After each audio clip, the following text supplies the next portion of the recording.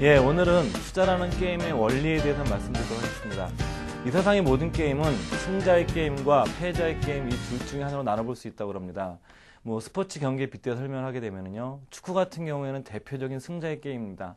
아무리 수비 축구를 하더라도 비기게 되면 맨 마지막에는 승부차기를 하기 때문에 골을 많이 넣는 사람이 무조건 이기게 되어 있습니다.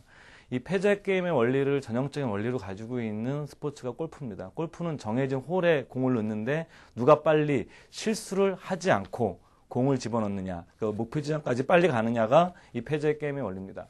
그럼 과연 투자에서는 승자의 게임과 패자의 게임 중에 어떤 것을 선택하는 것이 더 현명한 것일까요?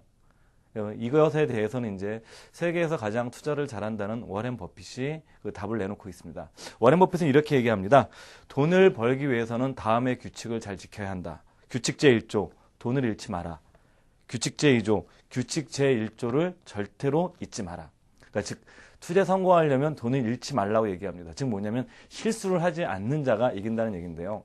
우리 이런 원리를 한번 우리가 이 펀드 투자에 한번 적용해 보도록 하겠습니다. 지난해 같은 경우에 중국 펀드의 수익률이 굉장히 많이 나니까 올해 중국 펀드들의 중국 펀드로 많은 자금들이 몰리고 있습니다. 그렇지만 또 우리가 몇 년 전에 주식형 펀드 같은 경우 보게 되면 베스트 펀드, 수익률 1등 펀드 그러면 항상 그런 펀드들이 돈이 몰립니다.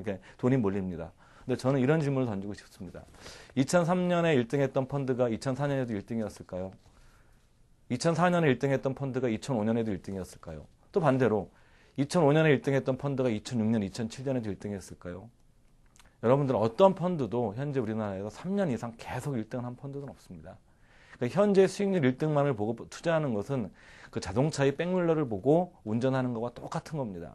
그러니까 과거가 미래를 대신할 수는 없는 겁니다. 그럼 우리가 여기서 얘기했던 버핏이 얘기하는 그런 패자의 게임을 적용한다면 어떻게 투자해야 될까요? 승자의 게임을 추구하는 사람들은 수익률 1등을 찾아합니다. 그건 뭐냐면은 우리 가격으로 얘기하면 부동산도 이렇게 비유할 수 있을 것 같아요. 최근에 이제 부동산 거품 시장 굉장히 논란이 한창인데 사실 역사상 있었던 어떠한 그 거품도 그 시기에 거품이라고 알 수는 없었습니다. 우리가 이제 99년, 2000년도에 IT 버블이 있었을 때 그 당시 IT 주식을 사는 사람들이 과연 버블이라고 생각했을까요? 그 다음에 80년대 말에 부동산 값이 엄청나게 폭등했었습니다. 그때 그 부동산을 사는 사람들이 과연 부동산 시장이 버블이라고 생각했을까요? 전부 다 오를 거라고 생각했습니다.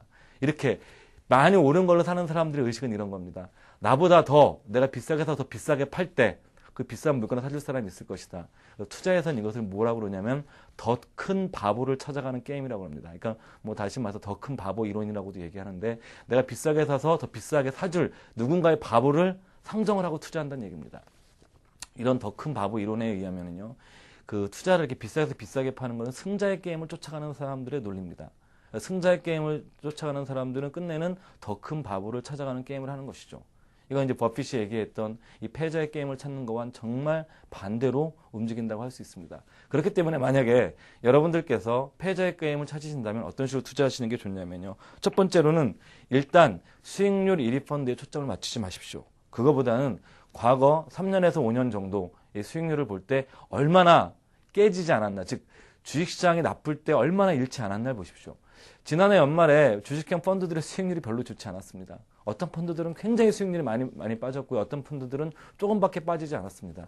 과연 여러분들이 펀드에 가입하고 계시다면 내 펀드는 상대적으로 얼마나 덜 깨졌나를 보십시오. 만약에 많이 깨진 펀드라면 저는 바꿔 타는 것도 고려하시는 것이 맞다고 생각합니다.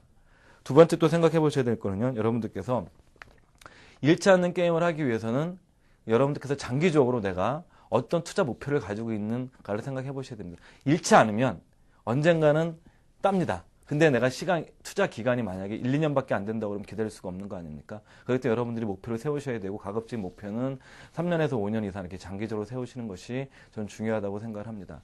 투자에서는 이런 말을 합니다. 돈을 잃지 않는 것은 인간의 노력으로 가능하지만 돈을 버는 것은 내가 버는 것이 아니라 시장이 벌어주는 것이다.